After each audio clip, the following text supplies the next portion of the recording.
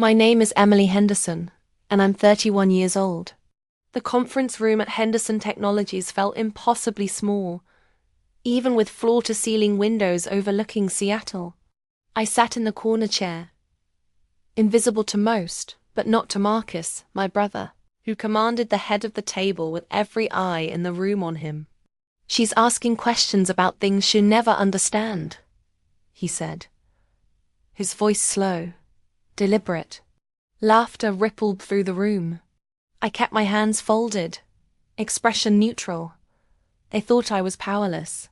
They were about to learn just how wrong they were. The conference room at Henderson Technologies felt smaller than it should have been, despite the floor-to-ceiling windows overlooking downtown Seattle. I sat in the corner chair, the one closest to the door, while my brother Marcus commanded attention from the head of the table.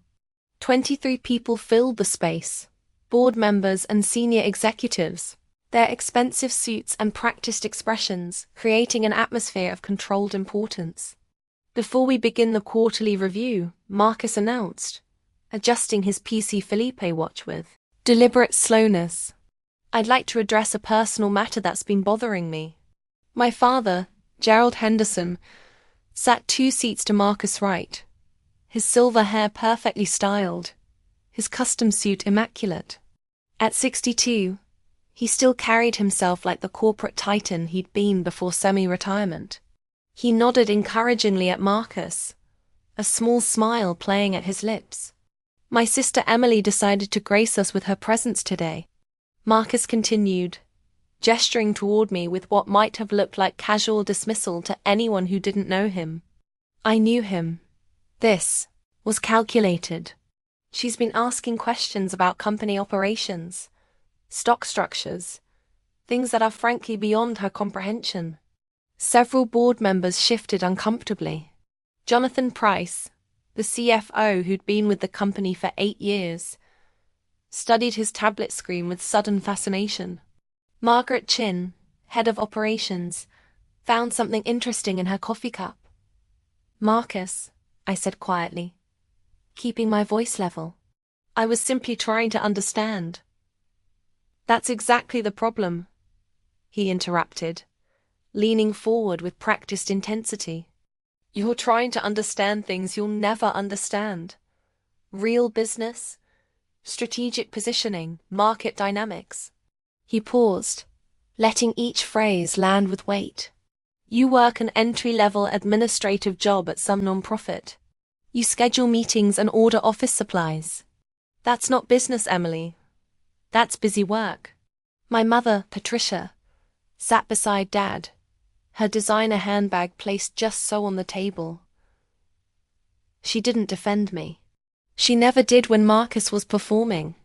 "Your brother has tripled company revenue in 3 years," Dad interjected, his voice carrying the boom of someone used to commanding rooms.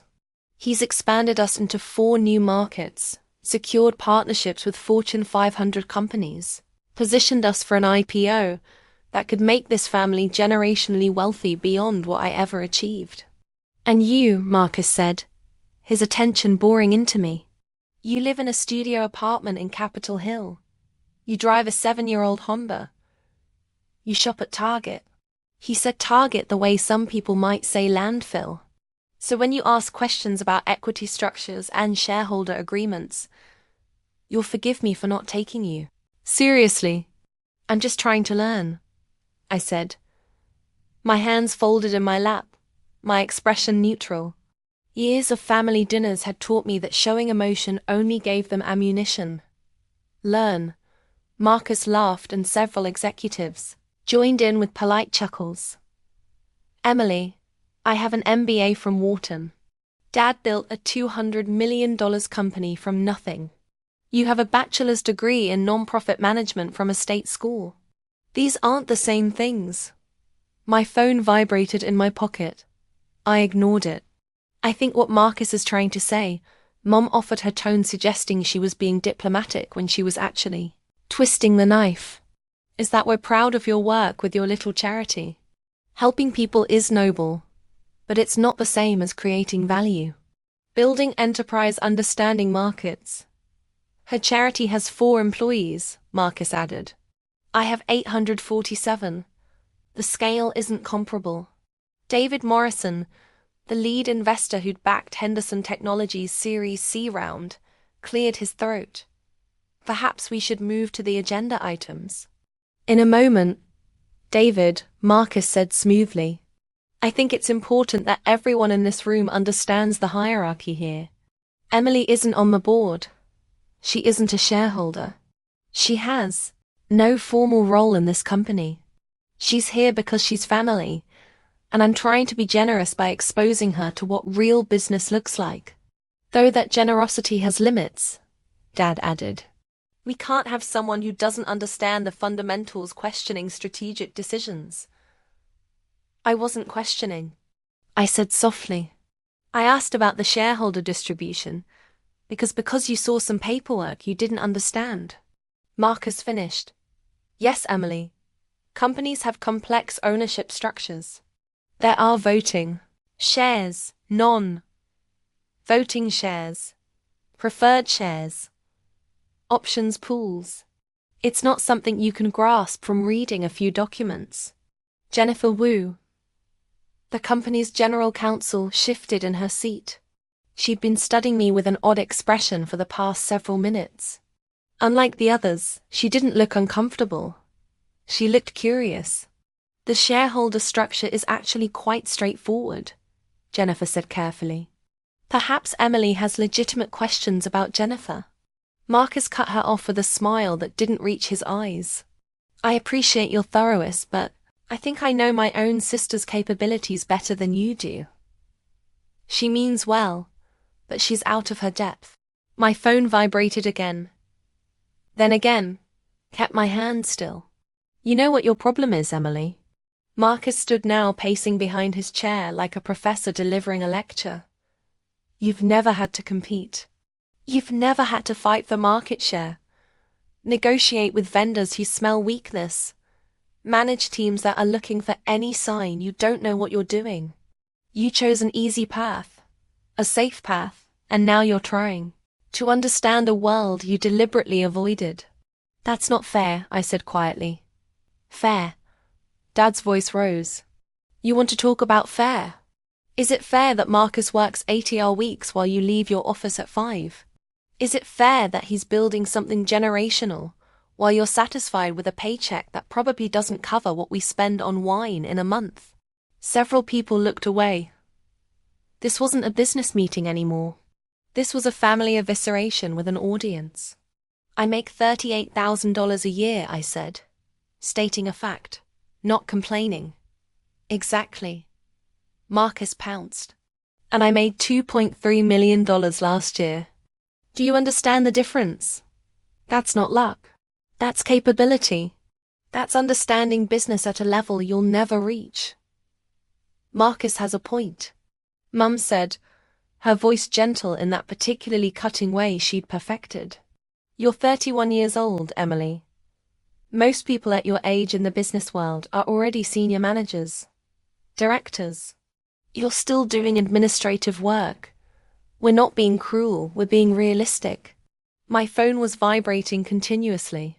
Now, whoever was calling wasn't giving up.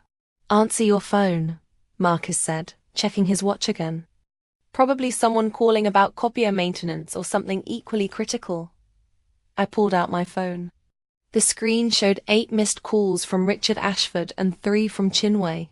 Both names would mean nothing to anyone in this room except Jennifer Wu, who'd gone very still, her eyes fixed on my phone screen from across the table. I should take this, I said quietly. Of course you should, Marcus said. Well, wait.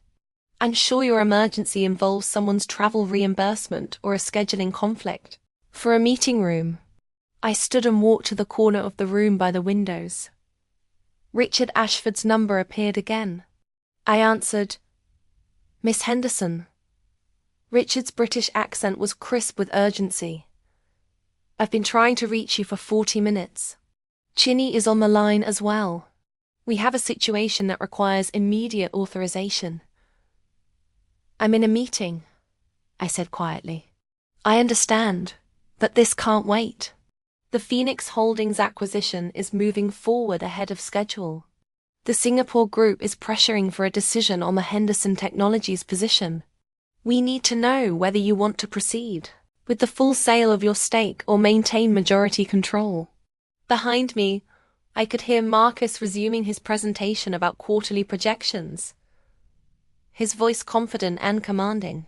How much time do I have? I asked. They want an answer within 2 hours. Given the current valuation at $268 million, your 67% stake represents approximately $180 million. But if Phoenix completes their acquisition first, your control position becomes significantly more valuable. Cheney calculates potential value at $340 million within 18 months. If you maintain control and exercise certain options, I closed my eyes briefly. 18 months of planning was accelerating faster than anticipated. Miss Henderson, Richard prompted schedule an emergency board call for 3 hours from now. I said, I'll need Cheney, the Phoenix Holdings team, and our legal counsel. Your brother's meeting will still be in progress. Richard noted. I know. Shall I send the standard NDA warnings to everyone who will be present? Yes. And Richard, send the full Henderson Technologies ownership documentation to Jennifer Wu at this address. She's going to need it in about 15 minutes. I ended the call and returned to my seat. Marcus was deep into a PowerPoint presentation about expansion into the Portland market, his laser pointer highlighting growth projections. Everything okay? He asked without pausing his presentation. Did they run out of sticky notes? A few people laughed. Everything's fine, I said. Good. Marcus continued, as I was saying, Portland represents a $47 million opportunity over 3 years. We've already secured preliminary contracts with 3 major clients, and our proposal for the Mia Corporation contract is highly competitive. My phone buzzed with a text. Jennifer Wu had received the documentation. I watched her open the email on her tablet, watched her eyes widen slightly as she began reading. The Portland expansion will require approximately $8 million in initial capital, Marcus explained, which will source from our Series D round that closes next month. The valuation puts us at $268 million post-money, which positions us perfectly for the IPO we're targeting for next year. Jennifer was reading faster now, scrolling through page after page. She looked up at me once, her expression carefully neutral, then returned to the documents. Questions about Portland? Marcus asked the room. Several hands went up. He fielded them confidently, demonstrating the kind of command that had made him Dad's favorite since he was 12 years old.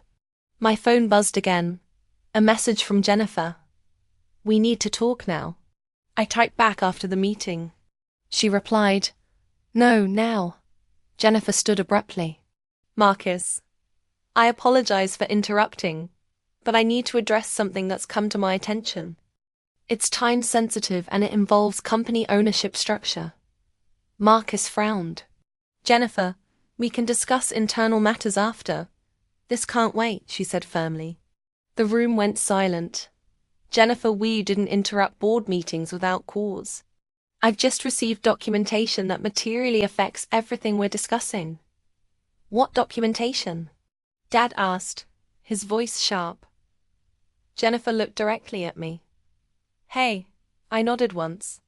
Emily Henderson, Jennifer said clearly, is not a casual observer at this meeting. According to the ownership documents I've just reviewed, certified by 3 separate law firms, including Chinue Associates in Singapore, Morrison and Partners in New York, and Ashford Legal Group in London. Emily owns 67% of Henderson Technologies. The room erupted. Marcus actually stepped backward, his laser pointer clattering to the table.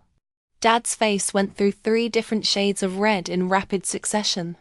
Mum's perfectly applied makeup couldn't hide the sudden draining of color from her cheeks. That's impossible, Marcus said. his voice lacking its earlier confidence. I own 45% of this company. Dad owns 30%. The investors own the rest. You own 45% of voting Class A shares. Jennifer corrected, her lawyer voice precise and unemotional.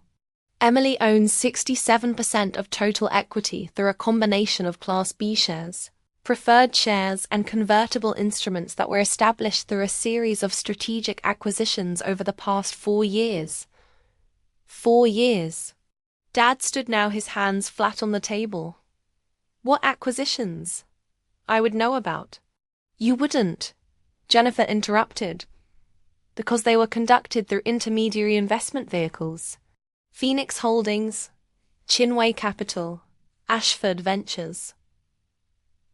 All 3 entities purchased shares from early investors, employees who exercised options, and outside parties who acquired equity during the company's first 3 funding rounds.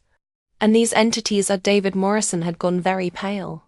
Wholly owned by Emily Henderson, Jennifer said. I verified the documentation with all 3 law firms. The chain of ownership is clear, legal, and has been registered with the SEC for 18 months. Marcus sank into his chair. You're telling me my sister owns my company? I'm telling you, Jennifer said, pulling up documents on the main screen, that Emily owns 2/3 of Henderson Technologies and has owned it since before your Series C round. The numbers appeared on screen.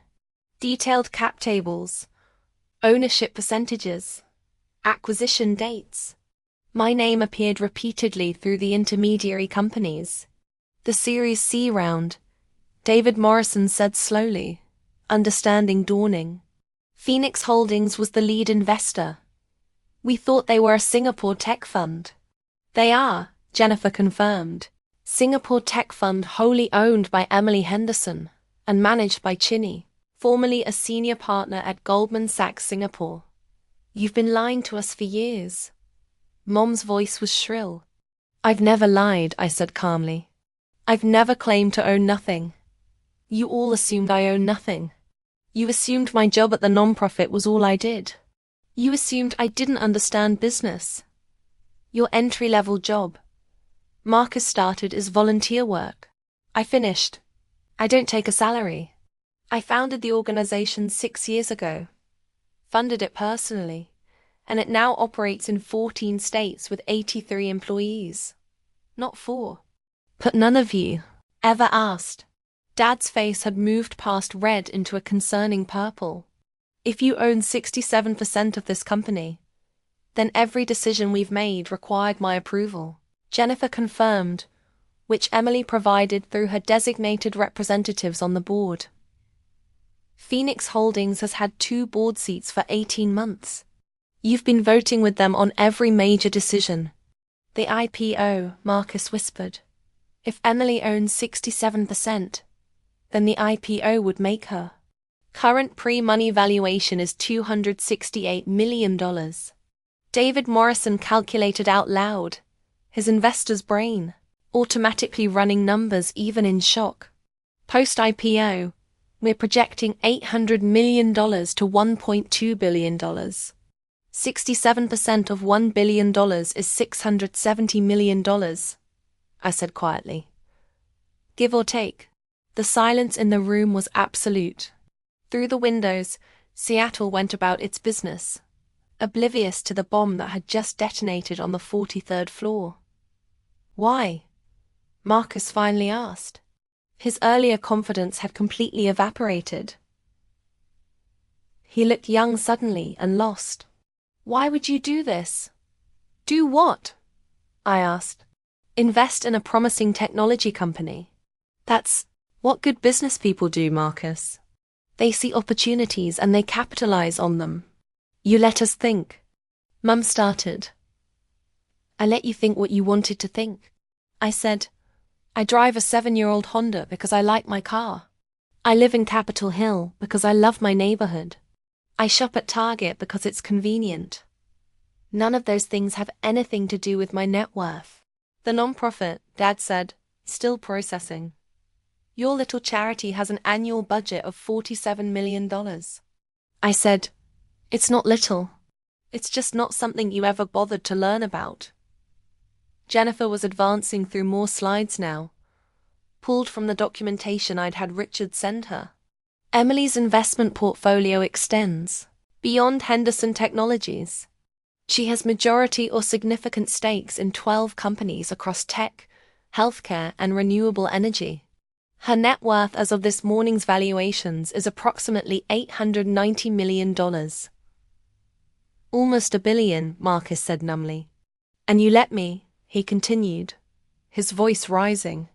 "You let me stand here and lecture you about business. You let me mock your career, your income, your capabilities." "Yes," I said simply. "Why?" "Because I wanted to see how far you'd go," I said, my voice still calm. "I wanted to see if anyone in this family would ever think to ask me about my life rather than assume they understood it." 4 years, Marcus. 4 years of family dinners where you talked about your deals, your successes, your brilliant strategies. For years where I asked questions and you treated them like a child, asking about adult matters. "You were humiliating us," Mum said, her voice sharp. "No," I corrected. "You were humiliating yourselves." I was just watching. My phone rang again. I checked the screen. "I need to take this. It's Chinny." "Wait," Dad commanded using the voice that had made executives jump for decades. "You can't just drop this bomb and leave." "I can actually," I said, already standing. "I own 67% of this company, which means I can do essentially whatever I want. But to address your concern, I'm not leaving. I'm taking a call about whether to sell my stake to Phoenix Holdings for $180 million or maintain control through the IPO. Sell?" Marcus jerked upright. "You can't sell. If Phoenix already owns your shares and they're buying more, then they'd own over 90% of the company." David Morrison finished. "They could force a buyout of all remaining shareholders at their chosen price, which would mean," Jennifer added, "that everyone in this room with equity would be cashed out at Phoenix's valuation, not the IPO valuation." "That's tens of millions of dollars in difference," Dad said, the calculation hitting him. "Marcus' stake would be worth significantly less," I confirmed. "About 60% less than the IPO scenario. But it would be clean, quick, and you'd all be out of the company within 6 months." "You wouldn't," Marcus said, but uncertainty flooded his voice. "I'm considering it," I said honestly. "Phoenix Holdings has been pushing for full acquisition for 6 months. I've been resistant because I believed Henderson Technologies had strong leadership and significant growth potential. But this morning's meeting has given me doubts about the leadership assessment. Because we didn't know you owned the company," Mom demanded. "That's vindictive." "No," I said, "because you demonstrated that you make assumptions without verification, that you value appearance over substance, and that you're willing to publicly humiliate someone you believe has no power. Those are concerning leadership qualities." I answered the phone. "Chinny, give me 1 moment." I muted it and looked at the room. "I'm going to take this call in the executive office down the hall. It will last approximately 30 minutes. During that time, you might want to discuss how you'd like to proceed." "Proceed with what?" Dad asked. "With your employment," I said simply. "Marcus, you're the CEO, but I'm the majority shareholder. I have the right to replace you at any time for any reason. Dad, you're chairman of the board, but I control 67% of the votes. Can reconstitute the board with a single shareholder resolution. Mum, you're not employed by the company, so this doesn't affect you directly. But your family's financial future is very much on the table." "You're threatening us," Marcus said. "I'm informing you of the situation," I corrected. "Whether it's a threat depends entirely on how you choose to interpret it and respond to it." I walked to the door, then paused. "One more thing. When I come back from this call, I'm going to ask for your recommendation on whether I should sell to Phoenix or maintain control through the IPO. Your answer will tell me a lot about whether you understand business, Marcus. Whether any of you do. I left them there. Their faces a mixture of shock, anger, and calculation. The executive office was empty. A small space with a desk and a chair and windows overlooking the city. I unmuted my phone. Chinny, I'm sorry for the delay. No apology necessary, her crisp voice replied. Chinny was 53, brilliant and utterly without patience for nonsense. I assume the board meeting became interesting. You could say that Richard and I have been modeling both scenarios. If you sell to Phoenix now, you walk away with $180 million liquid. Clean exit. No further involvement. If you maintain control through IPO, best case scenario puts you at $670 million in 18 months. That you remain entangled with your family's company and all the complications that entails.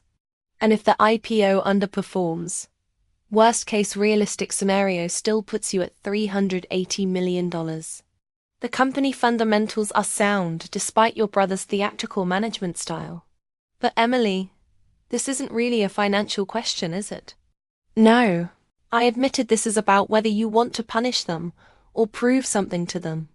And I'll tell you what I tell all my clients. Neither punishment nor proof should drive investment decisions. Then what serves your interests? What moves you toward your goals? Your family's opinion of you should not be a factor in a $180 million decision. Through the office window I could see Elliott Bay ferries cutting white lines across blue water. Seattle spread out below. Thousands of lives being lived by people who had no idea. A woman in a corner office was deciding the financial fate of hundreds of employees and her entire family. The non-profit could do a lot with $180 million. I said it could. Chinny agreed. You could expand to all 50 states, triple your impact, help tens of thousands more people. That's a valid consideration. Or I could maintain control, guide the company through IPO, potentially end up with much more money and much more ability to create change. Also valid. But I'd have to work with Marcus, with Dad, with a board that just watched them humiliate me. Yes. Though I suspect that particular dynamic would be considerably different going forward. I laughed despite myself. That's an understatement. What does your instinct tell you? I thought about Marcus' face when Jennifer revealed the ownership structure about Dad's purple rage. About Mum's shock that her disappointing daughter wasn't disappointing at all. Just disappointing to them. I think I said slowly that I want to see what they do in the next 30 minutes. Interesting choice, Chinny said. I'll prepare documents for both scenarios. Call me when you decide. I ended the call and sat in the executive office chair, swiving to face the window. My phone buzzed with text. Jennifer, they're arguing. Then your father is demanding we verify everything. Then Marcus is very quiet. That might be worse. 28 minutes later, I walked back to the conference room. The atmosphere had changed completely. Everyone sat in their seats, but the casual confidence from before had been replaced with something else. Calculation, fear, respect, maybe, though I wasn't sure I wanted that from these people. Marcus stood when I entered. The gesture was unfamiliar, foreign. He'd never stood when I entered a room in his life. Emily, he said, his voice carefully controlled. We'd like to apologize. That's not what I asked for, I said, returning to my seat. I asked for your recommendation on the Phoenix sale. Don't sell, Marcus said immediately. The company is worth more in the IPO scenario. Significantly more. You'd be leaving hundreds of millions on the table. That's your professional opinion? I asked. Yes. And the fact that selling would cash you out at a significantly lower valuation has nothing to do with that opinion. He had the grace to see. It's a factor, he admitted. I won't pretend it isn't, but it's also true. Henderson Technologies is positioned for explosive growth. The Portland expansion is just the beginning. We have Seattle, San Francisco, and Austin already producing strong revenue. Portland adds another major market. Then Denver, Phoenix, Chicago. Within 3 years, we could be the dominant player in our space. I noted. Interesting pronoun choice. You own the company, Marcus said. I'm the CEO you hired essentially. Even if that hiring happened indirectly. And if I choose to unhire you, the room held its breath. Then I'd be disappointed, Marcus said. Because I've spent 3 years building something I believe in. But I'd understand. I deserve it actually for how I spoke to you today. Gerald, I turned to my father. Your thoughts? Dad looked older than he had an hour ago. I think I've underestimated you, he said quietly. Badly. I think I've spent 31 years seeing what I expected to see, rather than what was actually there. That's not a recommendation on the Phoenix sale, I pointed out. Don't sell, he said. Not because of me, not because of Marcus. Sell because Chinny is right. You could do more good with more money. The IPO path gives you that. But it also gives me 2 more years dealing with this family in a business context. I said it does. Dad acknowledged. And I can't promise that will be easy or pleasant. But I can promise that things will be different going forward. Different how? With you in your proper place. Dad said, as the owner, the ultimate authority. Not as the daughter we dismissed, but as the businesswoman who outsmarted all of us. I turned to Jennifer.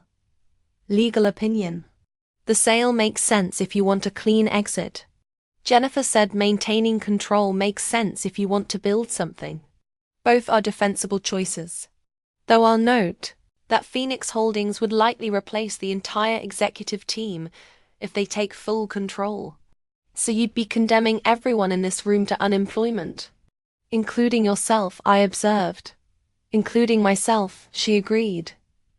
Though I'd land on my feet. I'm more concerned about the 847 employees who aren't in this room, who had nothing to do with today's humiliation, who'd lose their jobs or face massive uncertainty under new ownership.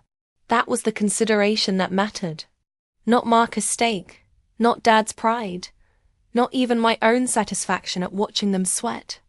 847 people, most of whom I'd never met, whose livelihoods depended on Henderson Technologies continuing to exist. I'm not sewing to Phoenix, I said. Relief flooded the room like a physical thing. But I continued, things are going to change. Marcus, you're good at your job. The growth numbers prove it. But you're going to have oversight now. Real oversight. Jennifer, I want monthly reports on all major decisions. David, your board seats stay. But I'm adding 3 more board members. People I trust. People who actually represent my interests. Understood, Marcus said quickly. Dad, you're stepping down as chairman. I'm taking that position. Dad opened his mouth, closed it, then nodded. That's fair, Mom. I looked at my mother, who'd been silent for the past half hour. You're not part of the company, so this doesn't affect you professionally. But personally, I think we need some space. I won't be coming to family dinners for a while. Emily, she started. I'm not angry, I said, which was true. I'm just tired. Tired of being treated like I'm less than. Tired of being dismissed. I have a life you never bothered to learn about. Accomplishments you never thought to ask about. A career you mocked without understanding. That's exhausting. Well, do better, she said. And she might have even meant it. Maybe, I said. Well, see. I stood gathering my things. The meeting wasn't over, but my part in it was. Emily, Marcus said as I reached the door. Why didn't you tell us years ago when you first started buying shares? Why didn't you just say something? I considered the question. Because I wanted to see if you'd figure it out, I said finally. Wanted to see if any of you would notice that the Phoenix Holdings representative at board meetings looked exactly like the woman in my college. Graduation photos that still sit on Mom's piano. I wanted to see if Dad would recognize my investment strategy as identical to his own early career. I wanted to see if you, Marcus, would ever wonder where I got the money to donate $2 million to your company's charity foundation last year. You donated. Marcus stopped. The anonymous donor. Not that anonymous, I said. The paperwork had my signature, said. You just never looked. I left them there processing. Jennifer followed me into the hallway. That was impressive. That was exhausting, I corrected. Fair. For what it's worth. I think you made the right call, not selling. The company is solid. Marcus is actually good at his job when he's not being an arrogant ass. With proper oversight, Henderson Technologies could be something really special. I know, I said. That's why I bought it in the first place. My phone rang again. Richard Ashford probably wanting to know the outcome. I need to update my team, I told Jennifer. Can you send me the board meeting minutes once they're finalized? Of course. Though I suspect these will be the strangest minutes I've ever written. Item 4. Emily Henderson revealed to own the company. Chaos ensued. I smiled despite myself. Keep it professional, Jennifer. Always do.